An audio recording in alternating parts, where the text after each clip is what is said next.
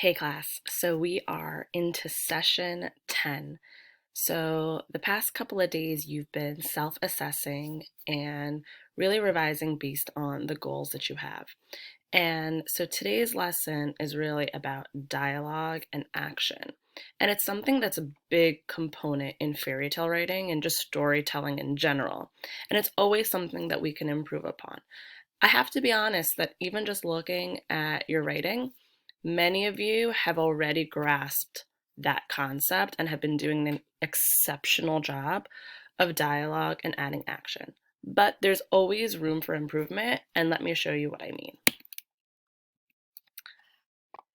So, I was really enjoying reading your drafts, and I sat there reading and reading, and as I read, I thought hard about what the most important thing is that I can say to you.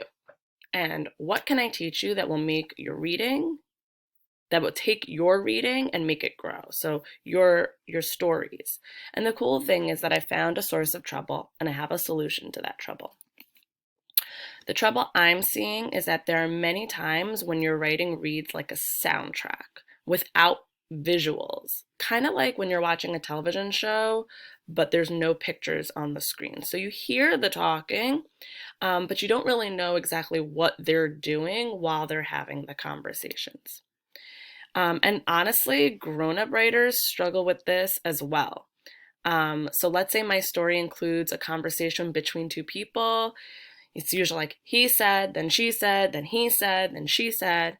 And perhaps the people are just sitting there talking. So there aren't really any actions to speak of. But that's not entirely true because I think that every time people speak, even if I'm sitting right now speaking, I'm doing something. And we're going to kind of focus in on that today. So if characters are going to talk, talk, talk, or even just think, then you need to also add some action to support the conversation. They could even just be doing even something simple like sweeping or walking in the woods or washing dishes. So that's my teaching point.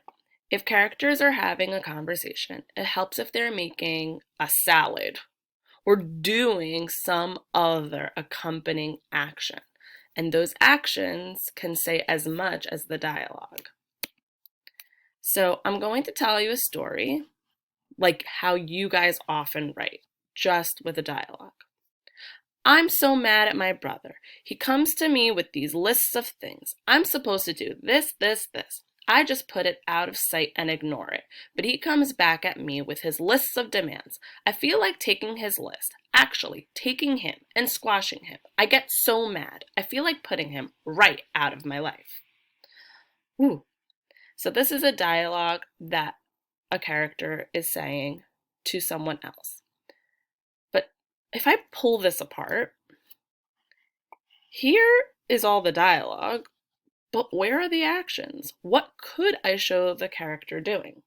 And so I thought about that, and I was like, oh, I'm so mad at my brother. He comes to me with these lists of demands. I'm supposed to do this. I just put it out of sight and ignore it. But he comes back at me with this list of demands again. Did you guys notice all the actions that I was doing while I was expressing my dialogue? So, characters do actions when they speak. The point is that we have to include those actions in our writing. So, I know you've been writing and revising your drafts of your story, and I'm hoping today's lesson will remind you that if your story reads like a soundtrack without any visuals, so lots of dialogue, he said, she said, he said, she said, you're going to want to revise those sections and add action. Give your characters something to hold. Give your characters something to do. And let the story go, like action, dialogue, action, dialogue. And one last thing. Don't forget to check off on your checklist once you have completed this task. And I bet you're noticing we're nearing the end of this writing process. So after today, after you revise your dialogue and adding action and having balance of the two, you're going to notice we're going to have a day for editing and then we're going to be finally publishing our pieces. So if you're even at this point saying, I'm still thinking there's things I want to fix, just go back in and do that. Don't wait for me to give you that go ahead. Every time you look at your piece, always try to make it better than the last time. Can't wait to see your writing. Bye, guys.